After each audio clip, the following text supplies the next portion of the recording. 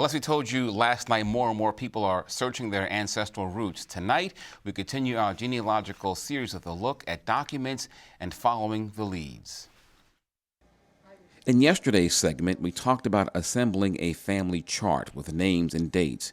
I showed you pictures of my tree, along with Mom in this photo from 1953, and then my dad, who looks like he's bound for Hollywood. So you gather as much of that type of information as you can before you really start looking. Tonight, we're going to begin with more advice from Carol Burgett of the Prince George's Genealogical Society.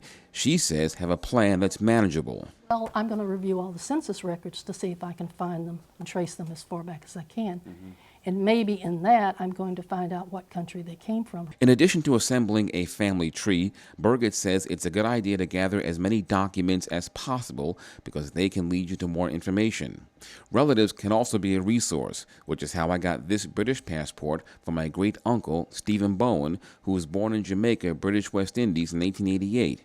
Again, information can be collected at libraries, state archives, and county courthouses or online. Document everything where you found it. Well, why is that You should important? collect it. Because if you have to ever go back and check it, you're lost and you waste a lot of time trying to find it again. If you don't document it. Right. Last night we showed you my great-grandfather, James A. St. John, who was born in Cuba. Research of census records led me to the naturalization papers for his father, Arthur St. John, who was born in Puerto Rico in 1847 and came to Key West in 1878.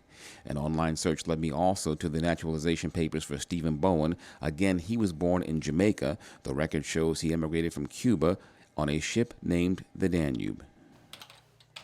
And while you will uncover a lot of great information, it's likely you'll discover some drama. The first woman to be executed in Georgia was in part of my mother's family line.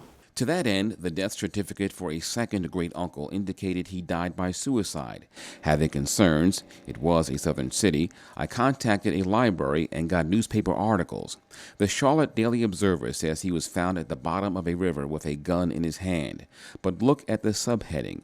The date was June 23, 1910. His name was Shedrick Hargrove. City directories, which are available in libraries, are annual records. They can tell you where someone was living between the census years, and that was how I found Shedrick Hargrove's widow, who eventually moved north to Springfield, Massachusetts, where she worked as a domestic, and in the 1920s was charged with, but found innocent of, bootlegging. What do you enjoy about doing this research?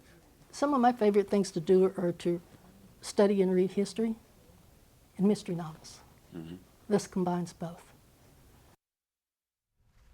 And while many people can trace their lines back several centuries, for African Americans, slavery can often, but not always, mean the end of the trail. On our next segment, we'll look at Black genealogy and DNA.